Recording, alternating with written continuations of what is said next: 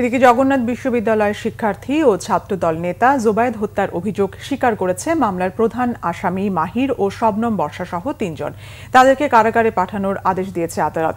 মঙ্গলবার বিকেলে ঢাকার চিফ মেট্রোপলিটন ম্যাজিস্ট্রেটের আদালতে তোলা হয় জোবায়েদ হত্যাকাণ্ডে জড়িত সন্দেহে গ্রেপ্তারকৃত ৩ আসামিকে।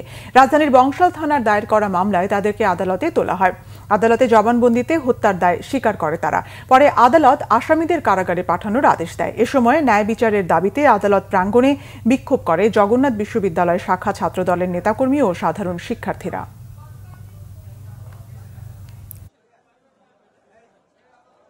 বিজ্ঞ আদালতে 164 এর জন্য আবেদন করা হয়েছে এবং 164 এ মাহির, বর্ষা এবং মাহিরের বন্ধু 3 নং আসামি বিজ্ঞ আদালতে 164 জবানবন্দি দিয়ে দোষ স্বীকার করেছেন। আমরা চাই, যেহেতু এটা একটা চাঞ্চল্যকর ঘটনা, এই মামলার যাদেরকে সাক্ষী করা হবে, 161 নেওয়া হবে, চার্জশিট তৈরি করা হবে, সকল আইনের প্রসিডিউর সুন্দরভাবে মেনটেন করে এই মামলাকে প্রসিডিউর করা, যেন ভবিষ্যতে ট্রায়াল ফেস করতে গিয়ে আমরা যেন কোনো সমস্যার সম্মুখীন না হই।